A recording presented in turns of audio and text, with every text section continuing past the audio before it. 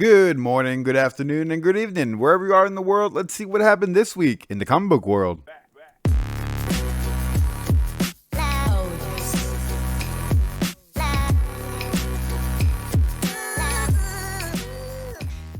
All right, and to start off, Diamond revealed the top best-selling comic books over the past decade. And hey, shout out to Star Wars that dropped back in 2013 for selling over 1 million copies. That hasn't been done in the last 20 years. So bravo. And if you guys want to check out the rest of the list of the top selling comics, I'll drop the link down in the description, so make sure to check that out. All right, and then I got a question for you guys, because we got an Image publisher, Eric Stevenson, saying that we're just making too many comics. And what he means by that is there are so many comics coming out month to month from Marvel, Image, and DC, and he even acknowledges that Image is adding to this, that there's so many books, comic shops aren't aware as to what to exactly order. And then what about all the independent comics? There's so many of them, they never get the opportunity to actually be in a shop. You know how many times I've been to multiple comic shops where I say, hey, there's this new book that, you know, everyone's talking about, it's a new indie title, the comic book shops, we didn't order it. Or what about the Z cover for this Marvel comic that came out with a #1 that in 6 months is going to have a new #1, and all these books that just came out over the past year are just going to go straight to the dollar bins? I don't know, what do you guys think? Because I know a lot of publishers are trying to cut back and stuff, but it's just a little bit crazy how many books are actually coming out week to week, month to month, and at a $4 to $5 price tag, not even including incentive covers. It's getting pretty expensive. I don't know, I would like to hear your thoughts about this, because you guys are the one buying the books. Me too, I'm buying the books, and hell, I can't afford to go out spending $200, $100 every single week for books that are going to be worthless in a couple months. That's crazy. All right, and then we got an almost forgotten title finally breaking back and coming back, and I'm excited for it. This Anamorphics is coming back, and not as a novel, but as a graphic novel, so we can enjoy it, and hopefully comic shops will be ordering this book, because as a child, this was like the first book that I read, and then they had the TV show that it captivated me as a kid. Seeing some human turn into an animal was the coolest thing, and there was a bunch of them, and hey, I'm all in. I want to read this graphic novel. Let me know, is Anamorphics something that you read as a kid, or maybe you've seen the TV show? All right, and then let's go over some of the top reads that came out for this week, and the first one being that Valkyrie Jane Foster, issue #7, that has a critic rating of 8.9, almost a 9.0, pretty good. So it seems like there's a good amount of people that really enjoy this book. I've been hearing nothing but great things.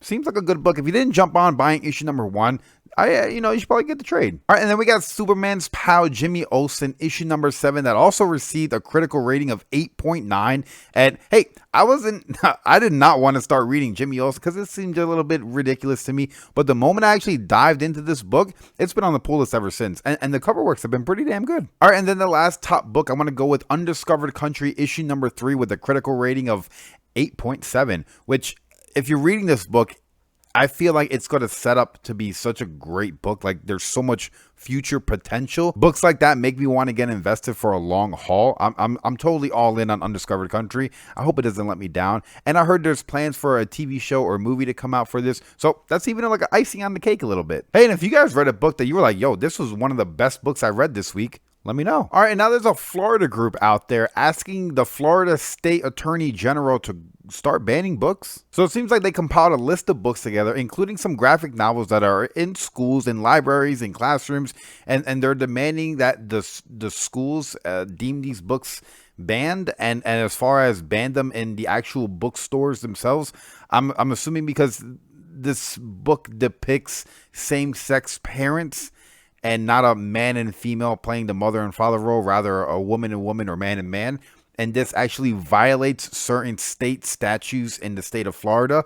So they're deeming these books like these to actually be banned. And it's just crazy that we're in the year of 2020 and we're still having conversations like this, and trying to enact like a modern day book burning is ridiculous by all means. You know, the fact that we even have youth, younger kids, middle school, high school, college, that are actually reading books is phenomenal. And now we want to encourage not to read, to shelter people from certain books that have different ideological thoughts or different rhetoric that doesn't flow with their status quo. I don't know. It just seems puzzling to me. I'd love to hear your thoughts on this.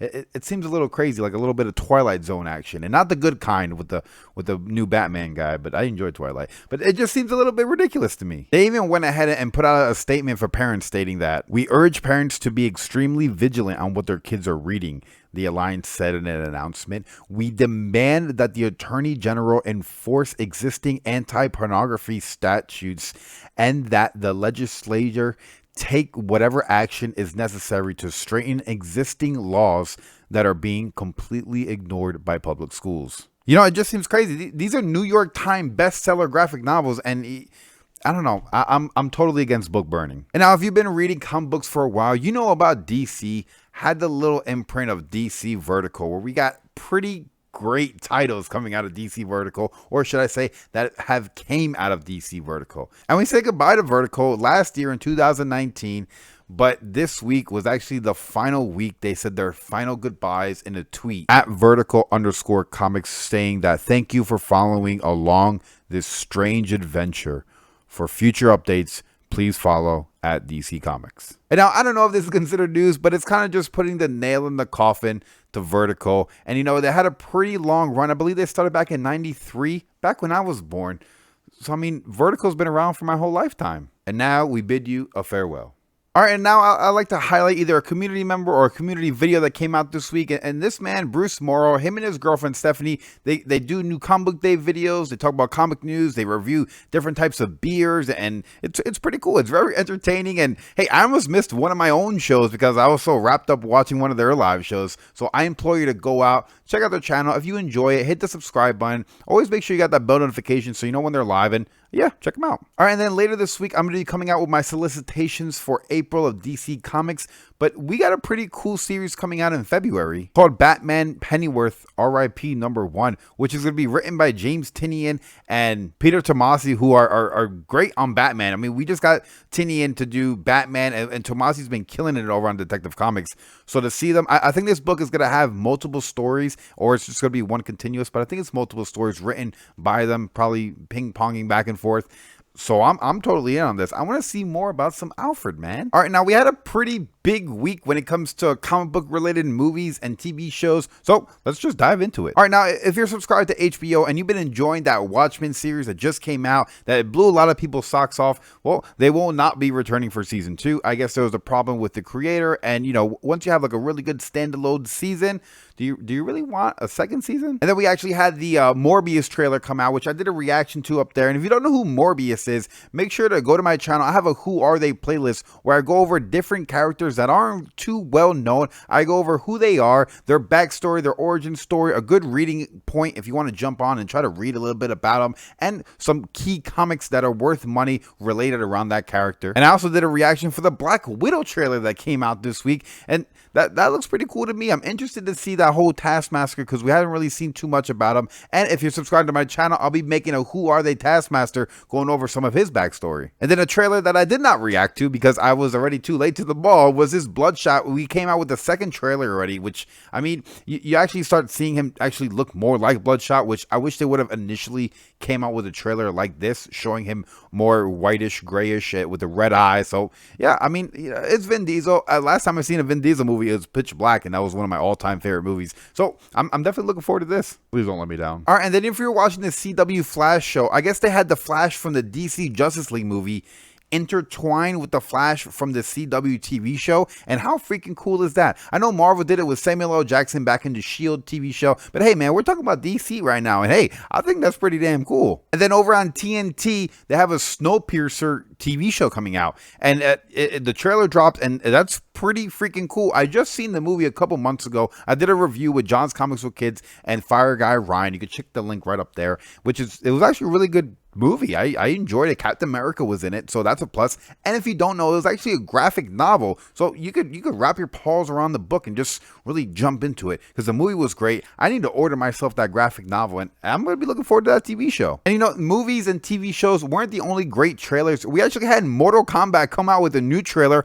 featuring the Joker, and I'm pretty happy about this because playing the Joker in Mortal Kombat seems to be freaking amazing. Now, I'm not the biggest fan of the way he looks, but the fact that they added a Batman Who Laughs skin, I am all in. I cannot wait because we're also going to get Spawn released in the exact same game. Now, could you imagine a Batman Who Laughs versus Spawn? I couldn't, but it's going to be a reality, so I can't wait. All right, now the Mortal Kombat trailer wasn't the only news that came out for Mortal Kombat. We're actually going to be getting a Mortal Kombat movie called Scorpion's Revenge. Now, it's going to be an animated movie, but they're already announcing it to release sometime in 2020, hopefully sooner rather than later. But I'm all in. I love the original Mortal Kombat movies, and an animated series based off a video game and a movie series that I already love. Yeah. All right, now if you're interested in that mystery box, I'll be doing my giveaway live on Tuesday night during my lurking stream. I'm going to be compiling all the comments of the past week, which is a little bit over 200, which is a lot of people, but it does not matter. I do hope that the winner lives in America, because that international shipping, that's no joke. But I will be announcing the winner, and it's kind of like a fun thing. Some of these boxes have pretty decent sized keys. Some of them have one of them has like a graded book in there. So I mean, these are some pretty cool books, some of them hard to find books, and I just want to give them back to you, the community members. If you guys want to help support this, I actually linked my Patreon down below, where there's going to be 3 different tiers. One tier is going to go ahead and just say like, thanks for me, just a couple, here's $1, hopefully if I got enough people, those dollars start to add it up.